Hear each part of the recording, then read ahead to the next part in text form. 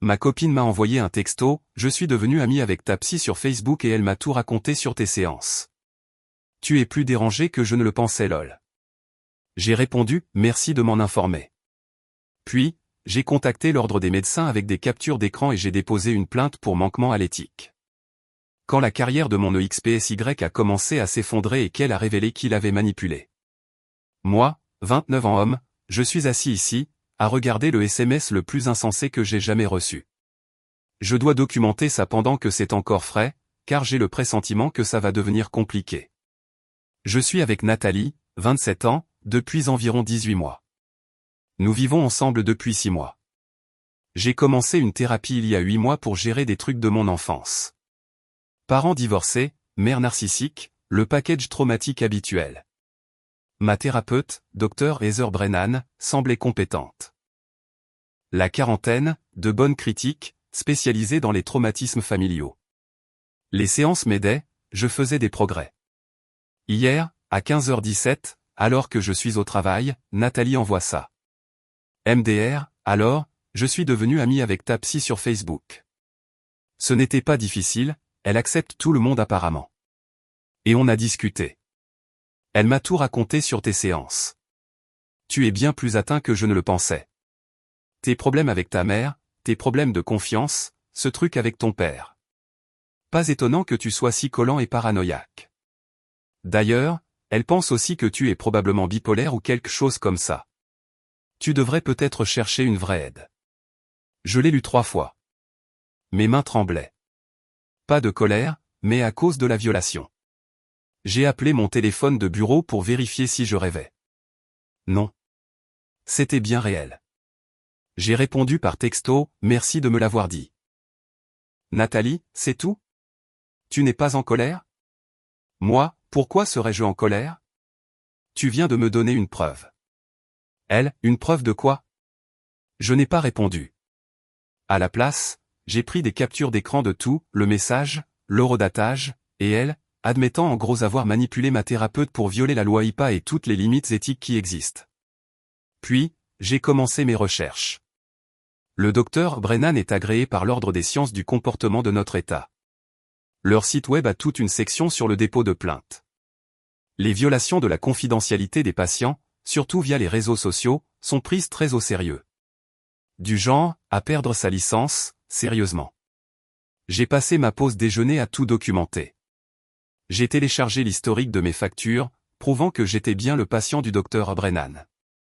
J'ai fait des captures d'écran de son profil public Facebook. Des tonnes de citations inspirantes sur la confiance et les espaces sûrs.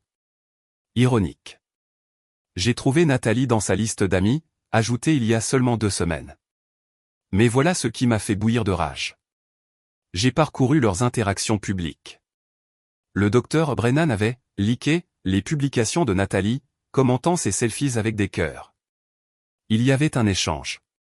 Nathalie, tellement reconnaissante pour les nouvelles amitiés avec des femmes sages. Docteur Brennan, réciproquement, ma chère. Un café bientôt? J'adorerais discuter davantage de ce dont nous avons parlé. Elles allaient se rencontrer en personne pour discuter de mes séances de thérapie privée. J'ai tout sauvegardé. J'ai créé un dossier, preuve de violation éthique. Je suis retourné travailler comme si de rien n'était. Nathalie a envoyé quelques autres textos. Allô, pourquoi tu es bizarre, ce n'est pas si grave, j'étais juste curieuse. Tu réagis de manière excessive, comme d'habitude. Je n'ai répondu à rien. Je l'ai laissée s'angoisser toute seule. Je suis rentré vers 18h. Nathalie était sur le canapé, un verre de vin à la main, essayant d'avoir l'air décontracté. Alors, on ne va pas en parler? A-t-elle dit. Parler de quoi? Du fait que tu as violé ma vie privée? Que ma thérapeute a enfreint une loi fédérale? De quelle partie aimerais-tu discuter? Elle a levé les yeux au ciel. Ne sois pas si dramatique. Je cherchais juste à t'aider. Je voulais comprendre ce qui ne va pas chez toi. Ce qui ne va pas chez moi? Tu connais tes problèmes, pourquoi tu es si difficile parfois? Je me suis assis en face d'elle, aussi calme que possible. Nathalie, qu'est-ce que le docteur Brennan t'a dit exactement? Elle a pris cet air suffisant. Tout. Tes problèmes avec ton père, comment tu ne peux pas faire confiance aux femmes à cause de ta mère, ce truc bizarre où tu te sens responsable du divorce de tes parents, les séances où tu pleures, tout. Chaque mot était un clou de plus dans le cercueil professionnel du docteur Brennan. A-t-elle partagé ça sur Facebook Messenger ou en personne? Les deux. Pourquoi? Juste par curiosité. As-tu, par hasard, sauvegardé certains de ces messages? Peut-être. Pourquoi ça t'intéresse? Ça ne m'intéresse pas. Je me demandais, c'est tout. Elle devenait méfiante maintenant, mais aussi saoule. Tu es bizarre, Daniel. C'est exactement ce qu'elle a dit. Tu deviens tout froid et calculateur quand tu es contrarié, au lieu d'exprimer tes émotions comme une personne normale. C'est là que j'ai compris. Elles n'avaient pas seulement discuté de mon passé. Elles avaient analysé mon comportement, m'avaient diagnostiqué, planifiant comment me gérer. Depuis combien de temps vous parlez toutes les deux? Environ 2 semaines. Depuis cette grosse dispute qu'on a eue à propos de mon ex. J'avais besoin de perspective. La dispute à propos de son ex. Quand je lui avais demandé d'arrêter de lui parler tous les jours et qu'elle m'avait traité de contrôlant. Quand j'en avais parlé en thérapie, quand le docteur Brennan m'avait aidé à travailler sur mes limites. Donc, tu es devenu ami avec ma psy pour obtenir des munitions pour nos disputes de couple? Je suis devenu son ami pour mieux te comprendre. Mais honnêtement, Daniel, après avoir tout entendu, je ne pense pas que ça fonctionne entre nous. Tu as besoin d'une aide sérieuse. Du genre, médicamenteuse. Et voilà. Tu es en train de rompre avec moi. Je pense que j'ai besoin d'espace pour digérer tout ça. Docteur. Brennan pense que tu pourrais avoir des troubles de l'attachement, et honnêtement, je ne peux pas gérer ça en ce moment. Ma thérapeute donnait à ma petite amie des conseils relationnels à mon sujet. À mon sujet. D'accord. Quand veux-tu déménager? Elle a semblé choquée. Déménager? C'est aussi mon appartement. En fait, non. Le bail est à mon nom. Tu es en location au mois. Tu ne peux pas simplement me mettre dehors. Je ne le fais pas. Je te demande quand tu aimerais partir, puisque tu as besoin d'espace. C'est exactement ce contre quoi elle m'avait mis en garde. Tu es manipulateur. Je me suis levé. Nathalie, je vais rester à l'hôtel ce soir. Je serai de retour demain après-midi. S'il te plaît, prends ta décision d'ici là. J'ai attrapé un sac de voyage et je suis parti. Elle criait quelque chose à propos de manipulation émotionnelle, mais je m'en fichais. Depuis l'hôtel, j'ai commencé à rédiger ma plainte à l'ordre professionnel. Mise à jour 1. 2 semaines plus tard. Bon sang, ça a explosé d'une manière que je n'avais pas prévue.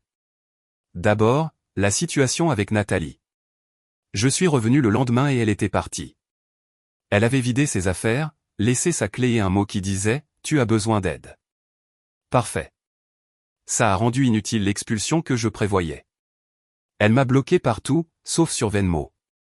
Je suppose qu'elle espérait récupérer une caution qu'elle n'avait jamais payée. Je l'ai bloquée là aussi.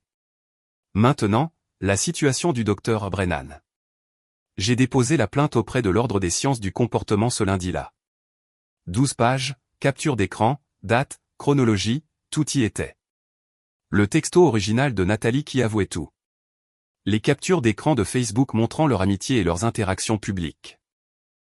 Mes dossiers de traitement prouvant que j'étais un patient actif. Une chronologie détaillée de la violation. L'ordre a répondu en moins de 48 heures. Ils prennent ce genre de choses au sérieux. J'ai reçu un appel d'un enquêteur, Robert, qui semblait en avoir vu d'autres, mais qui était quand même choqué par cette affaire. Elle a discuté de vos séances sur Facebook et a rencontré votre petite amie en personne pour parler de votre traitement. C'est ce que mon ex-petite amie a déclaré. Oui, nous aurons besoin d'une déclaration officielle de votre part. Pouvez-vous venir jeudi? J'y suis allé. J'ai passé 3 heures à tout revoir. Robert m'a fait rédiger une déclaration détaillée. Il m'a demandé si j'accepterais de témoigner si cela allait jusqu'à une audience. Absolument. Une dernière chose, a dit Robert. Nous allons demander les archives Facebook du docteur Brennan et toutes les communications avec mademoiselle nom de Nathalie. S'il y a d'autres patients. Ça m'a frappé. Si elle m'a fait ça à moi, À qui d'autre? Il m'a donné un numéro de dossier et a dit que l'enquête prendrait de 2 à 6 semaines. Mais c'est là que ça devient fou. Le docteur Brennan a dû recevoir la notification, car elle m'a appelé ce vendredi-là. Appelé. J'ai laissé aller à la messagerie vocale. Daniel, c'est le docteur Brennan. Je suis très préoccupé par certaines allégations qui ont été faites. Je pense qu'il y a eu un terrible malentendu. S'il vous plaît, rappelez-moi pour que nous puissions en discuter. Ce n'est qu'une grande erreur de communication. J'ai fait une capture d'écran du journal d'appel. Je l'ai ajouté à mon dossier. Elle a appelé 6 autres fois pendant le week-end. Plus de messages vocaux. Puis les emails ont commencé. Daniel, je suis profondément préoccupé par ces fausses accusations. Votre petite amie m'a contacté, pas l'inverse. Elle s'inquiétait pour vous. En tant que votre thérapeute, j'avais l'obligation d'aider. Quoi? Ce n'est pas comme ça que la thérapie fonctionne. J'ai tout transféré à Robert. Puis, lundi matin, la vraie bombe est tombée. J'ai reçu un message Facebook d'une femme nommée Claire. Salut, vous ne me connaissez pas, mais j'ai vu votre publication dans le groupe communautaire de la ville à propos du docteur Brennan. Elle était aussi ma thérapeute. Elle est devenue amie avec ma mère sur Facebook et lui a parlé de mes séances. Je pensais que j'étais folle. Pouvons-nous parler? Nous avons parlé. Claire voyait le docteur Brennan pour de l'anxiété. Le docteur Brennan s'est lié d'amitié avec sa mère, lui a dit que Claire exagérait les abus subis dans son enfance, qu'elle devait pardonner et renouer avec son père violent. La mère de Claire a utilisé ces informations pour la prendre au piège lors d'un dîner de famille. Claire s'était plainte à l'ordre 6 mois plus tôt, mais avait retiré sa plainte après que le docteur Brennan l'ait menacée de la poursuivre en justice pour diffamation. Elle disait qu'elle ruinerait ma vie. Que personne ne me croirait. Je luttais déjà avec mon anxiété et j'ai juste abandonné. Je lui ai donné le numéro direct de Robert, je lui ai dit qu'elle n'était pas seule. Ce mercredi-là, 3 autres anciennes patientes m'avaient contacté. Toutes des femmes, toutes avec des histoires similaires. Le docteur Brennan se liant d'amitié avec des membres de la famille ou des partenaires sur les réseaux sociaux, des informations de séances partagées, des limites violées. Nous avons créé une discussion de groupe. Les histoires étaient horrifiantes. Le mari de Jessica a été informé de son avortement passé lors de leur procédure de divorce. La mère d'Amy a reçu des détails sur son agression sexuelle pour l'aider à comprendre. L'ex-petite amie de Catherine a été coachée sur la façon de gérer sa dépression. Le docteur Brennan faisait ça depuis des années. Mais ensuite est venu le rebondissement que je n'avais pas vu venir. J'ai reçu un texto d'un numéro inconnu. C'est Nathalie. Je sais que tu m'as bloqué, mais je dois te dire quelque chose. C'est Heather qui m'a contacté en premier. Elle m'a abordé sur Facebook. Elle a dit qu'elle s'inquiétait pour toi. J'ai trouvé ça bizarre, mais elle a dit que tu étais en crise. Je suis désolé. Je n'ai pas répondu, mais j'ai fait une capture d'écran. 1 heure plus tard, un autre texto. Elle m'a dit que tu étais dangereux. Elle a dit que tu avais des troubles de l'attachement et qu'elle s'inquiétait pour ma sécurité. Elle a dit que c'était mon idée de devenir amie avec elle pour que tu ne deviennes pas méfiant. Daniel, je crois qu'elle a tout manigancé. Cette fois, j'ai répondu, envoie-moi tout. Capture d'écran, message, tout. Le déluge est arrivé. Des dizaines de messages. Le docteur Brennan avait contacté Nathalie le lendemain de notre séance sur les limites avec son ex. Elle lui a dit que je montrais des signes préoccupants. Et qu'en tant que professionnelle soumise à une obligation de signalement, elle était inquiète. Mais c'était pire.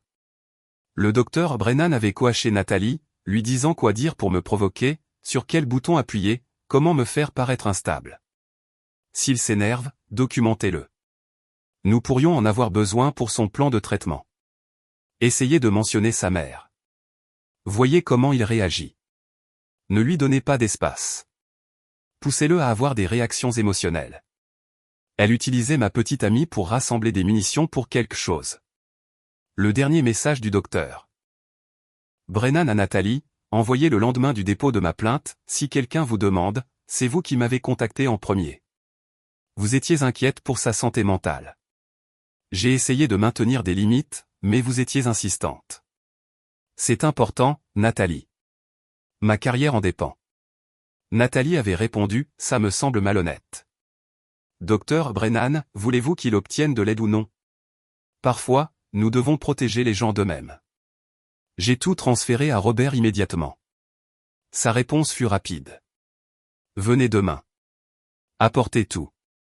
Mise à jour 2. 1 mois plus tard. L'enquête a progressé plus vite que quiconque ne l'avait prévu.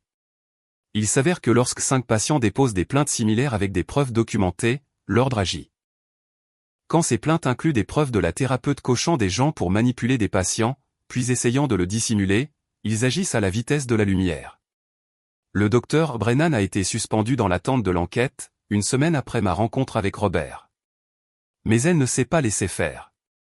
D'abord, elle a essayé de nous contacter tous.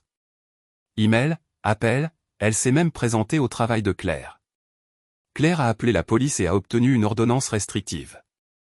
Ça n'a pas arrangé le cas du docteur Brennan. Ensuite, elle a engagé un avocat et a tenté de nous dépeindre comme des agresseurs coordonnés qui se vengeaient parce qu'elle ne voulait pas prescrire de médicaments. Elle n'est même pas psychiatre, elle ne peut rien prescrire. Son avocat nous a tous envoyé des lettres de mise en demeure. Nous les avons toutes transférées à Robert. Mais c'est là que le docteur Brennan a vraiment dérapé. Elle est allée sur Facebook et a publié une longue diatribe sur les fausses accusations et les patients atteints de maladies mentales qui ciblent les travailleurs de la santé. Elle n'a pas donné de nom, mais en a dit assez pour que n'importe qui puisse comprendre.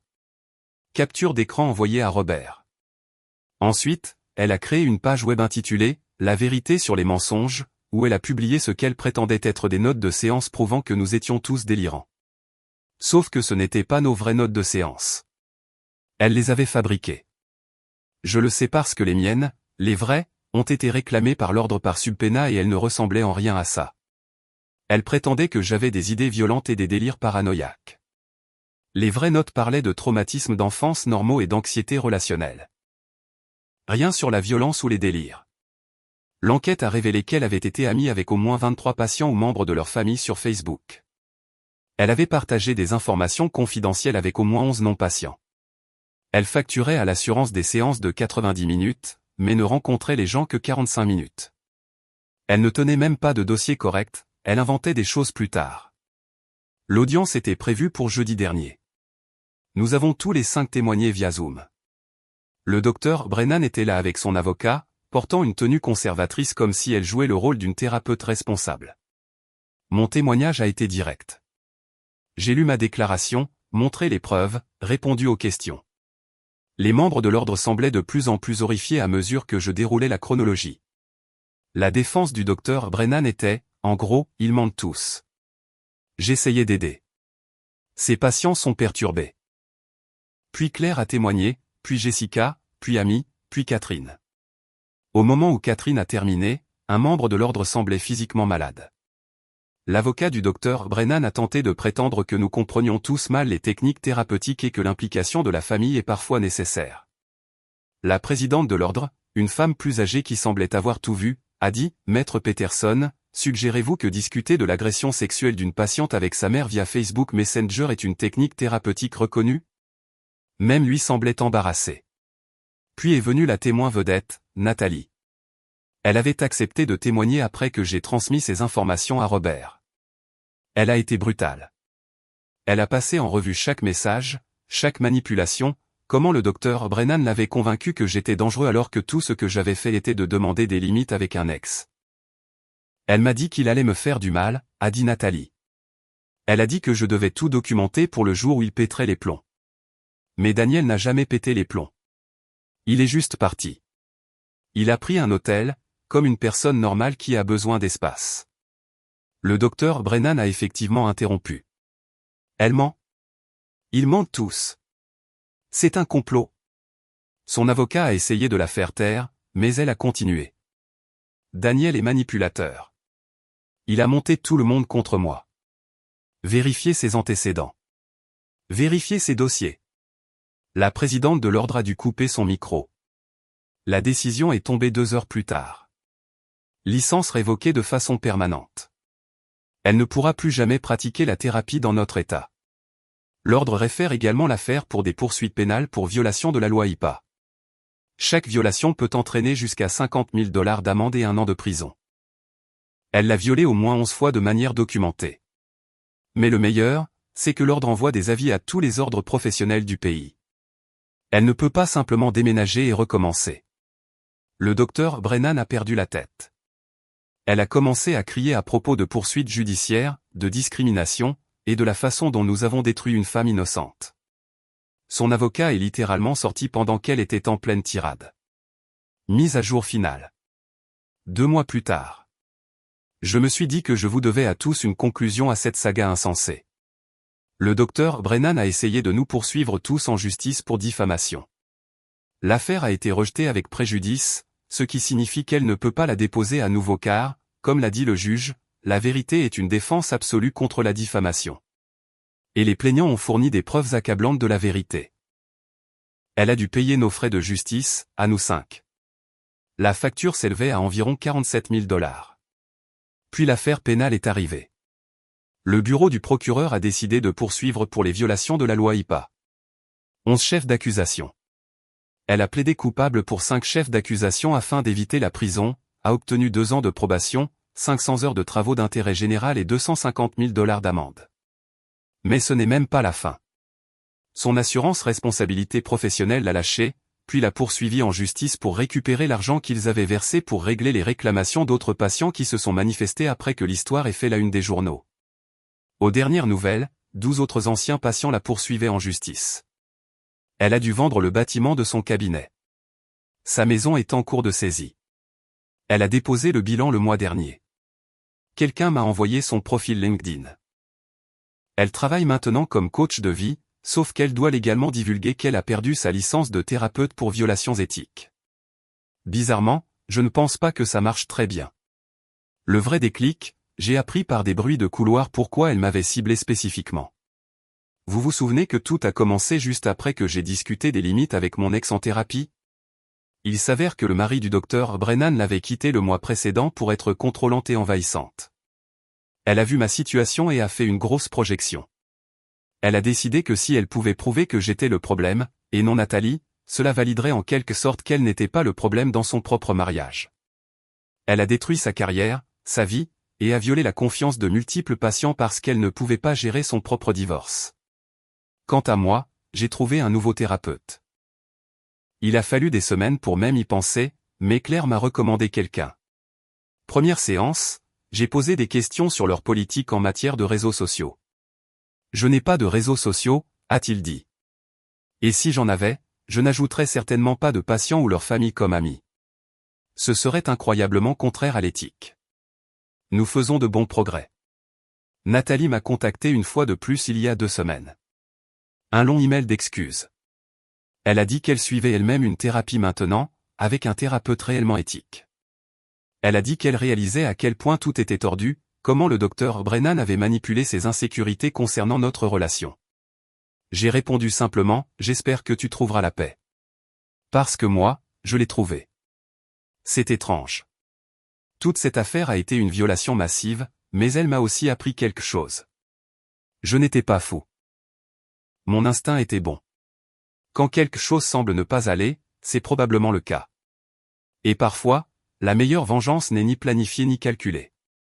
Parfois, c'est simplement refuser de laisser la violation de votre confiance par quelqu'un rester impuni. Parfois, c'est juste faire ce qui est juste et laisser les conséquences suivre. Le docteur Brennan s'est détruite elle-même.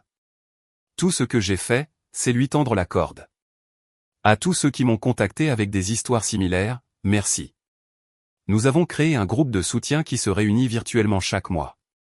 Si vous avez vécu quelque chose de similaire avec un thérapeute, un conseiller ou tout autre professionnel de la santé, sachez que vous n'êtes pas seul et que vous n'êtes pas fou. Signalez-les. Documentez tout. Ne les laissez pas vous convaincre que c'est normal. Ça ne l'est pas. Modification, puisque les gens continuent de demander. Oui, c'est réel. J'ai supprimé certains détails identifiants, mais les bases sont toutes vraies. Et non, je ne partagerai pas les articles de presse. Nous en avons tous assez bavé sans que des détectives d'Internet ne déterrent nos vrais noms. Modification 2, aux thérapeutes qui me contactent en disant « Cela donne une mauvaise réputation à la profession ». Vous avez raison de vous inquiéter, mais ignorer les mauvais éléments ne fait qu'empirer les choses. Faites le ménage dans vos propres rangs. Le nombre de thérapeutes qui savaient apparemment que le docteur Brennan était louche, mais qui n'ont rien dit, est dérangeant. Modification 3, Nathalie et moi ne nous remettons pas ensemble. Ce pont n'est pas seulement brûlé, il a été pulvérisé depuis l'orbite. Nous avons tous les deux été manipulés, mais la relation n'était clairement pas saine, même avant l'ingérence du docteur Brennan. Dernière modification, nous 5, les auteurs de la plainte initiale, envisageons d'écrire un guide pour reconnaître et signaler les pratiques thérapeutiques contraires à l'éthique. S'il y a de l'intérêt, peut-être que nous le publierons quelque part. Le savoir, c'est le pouvoir, et personne ne devrait traverser ce que nous avons vécu. Prenez soin de vous. Faites confiance à votre instinct. Et si votre thérapeute essaie d'ajouter votre mère comme amie sur Facebook, fuyez.